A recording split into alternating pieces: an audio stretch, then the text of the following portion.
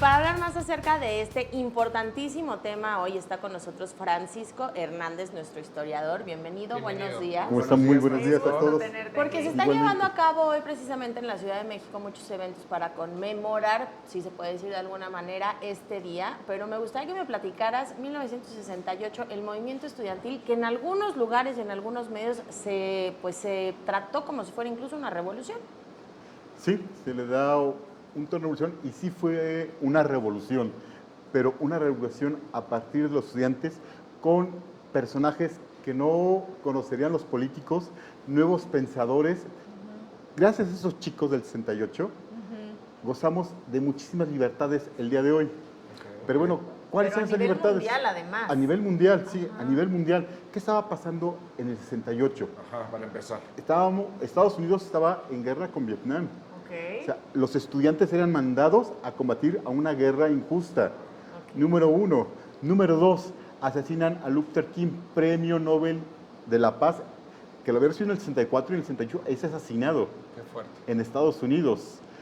Empiezan en Estados Unidos también los grandes conciertos por la paz. La música puede cambiar al mundo. Wow. La libertad del amor, de vivir en comunas, vivir en armonía todos. La libertad sexual.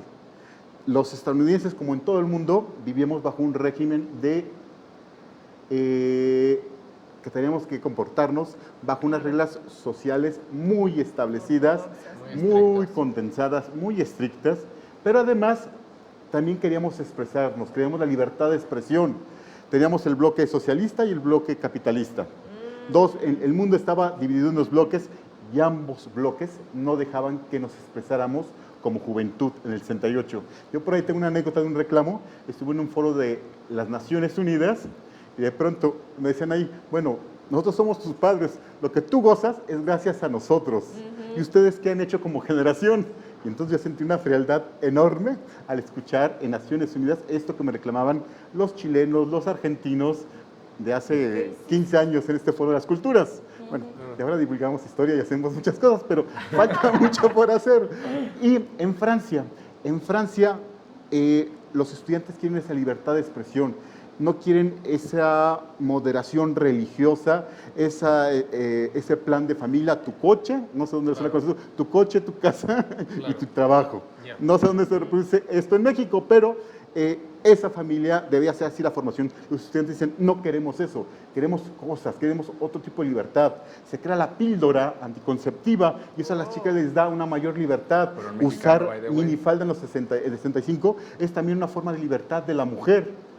Y sobre todo, esta revolución pasan los jóvenes por a través de la paz, a través de la música, a través de conciertos, la paz. Surge un joven, Antonio el Rojo, vamos a decirle así, en Francia, de 23 años, psicólogo, el cual empieza a ser uno de los grandes personajes de este movimiento.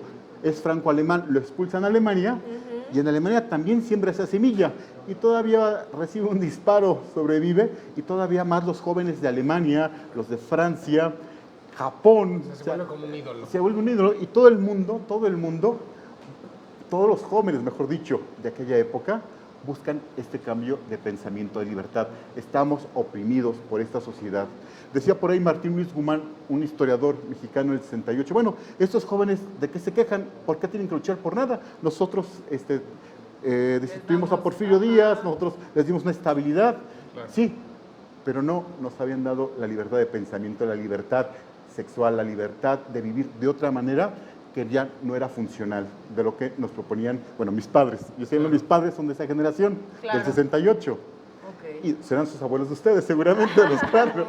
Pero estos movimientos, en verdad, cambiaron la forma del pensar y la libertad de la juventud de nuestros días. Entonces podemos decir que en aquel entonces, en el 68, tanto los jóvenes como la sociedad tenían de cierta forma esta necesidad de cambiar, esta necesidad de expresarse a través de la música, a través de la sexualidad, a través de la educación, y de cierta forma el sistema fue lo que estuvo presionando, y una forma de salir como válvula fueron estos movimientos estudiantiles que terminaron, pues, como ya que sabemos. Sí, algo interesante que dijiste, la educación.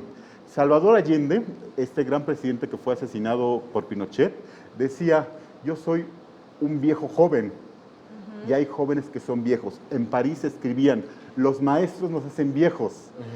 El arte al poder, el conocimiento al poder. No queremos esa vieja estructura. La Primavera de Praga, hay un escritor muy importante que recomendamos que lean, que se llama Milán Kundera. No sé quién haya leído a Milán Kundera. La insoportable verdad del ser. Hay dos libros muy importantes que tocan este tema del 68, que es La broma y La vida está en otra parte. Y La vida está en otra parte, dice, escribían los estudiantes de la Sorbona, la vida está en otra parte, en las paredes, en los muros. Había que cambiar el mundo y si no haces nada por cambiarlo, no vas a hacer nada en la vida. Wow, entonces, bajo estos pensamientos, empezó a cambiar la estructura de los jóvenes. Las universidades se habían vuelto masificadas también en ese periodo y querían que se formara en un solo tono. Y entonces los jóvenes, no queremos eso, no queremos esto anquilosado, queremos las libertades en todos los sentidos. El aborto es una discusión, la homosexualidad es otra cuestión importante, el lesbianismo, todo esto es parte del ser humano. No tenemos que caminar en esta misma línea. Sí, de hecho, porque los movimientos de la comunidad LGBT empezaron en el 69. Sí, en el 61. Exacto, o sea, ese periodo es muy importante para gozar de leyes, reformas que se llevan a cabo en nuestros días. Eso es lo que nos deja el 68 en ese momento. Aparte de que las ciudades universitarias, donde se propician estos movimientos, son ocupadas. La Sorbona, imagínense, ocupada por el ejército. Ciudad universitaria, el ejército con bayoneta, ocupando esos espacios que son creadores del intelecto, ocupados por los militares. Entonces, es ahí donde buscan todos los gobiernos atacar donde se reúnen los jóvenes. Pero en Francia tuvo mayor presencia porque se unieron los obreros para también ser parte de este movimiento. Se llamaron a Charles de Gaulle, que por favor, papá Charles de Gaulle, ven a ayudarnos, porque no podemos con estos jóvenes. No, pareciera que lo que estás contando pasó hace siglos, y si lo ponemos así, es hace 50 años, y cómo ha cambiado el mundo. Como siempre, y la frase trillada de los jóvenes está el futuro, es cierto. Cuando los jóvenes hicieron este gran cambio en el mundo, pues de 50 años para acá es otra idea, y totalmente. Algo, nosotros lo recordamos porque no ha sanado en México. Claro. El 68 lo tenemos todos muy presente porque como lo de Ayotzinapa no ha habido justicia, entonces estamos todavía en esa lucha. Yo soy también universitario, y también al rato voy a ir a la marcha, Muy bien. pero son 50 años que todavía no se resuelve y todavía hay personas que deben ser llamadas para decir qué sucedió en verdad, porque el 68 también marca a la nueva sociedad mexicana para llegar a tener una mejor y más consciente ¿Crees que país. algún día se expongan los archivos? Yo creo que sí, se deben de exponerse. Están en el Archivo General de la Nación, los del 68, todavía creo que están clasificados. Tendrán que abrirse en su momento y saber qué fue lo que sucedió antes de que llegue a pasar otra cosa. Claro, exacto. Pues si sí. no se nos adelantan los Oye, jóvenes. y una pregunta, de repente el saber la historia nos nutre y nos encamina hacia un futuro mejor. ¿Tú cómo crees, de alguna manera, hoy alguien en su casa que nos está viendo se pudiera inspirar para ser mejor basándose en estos movimientos del 68?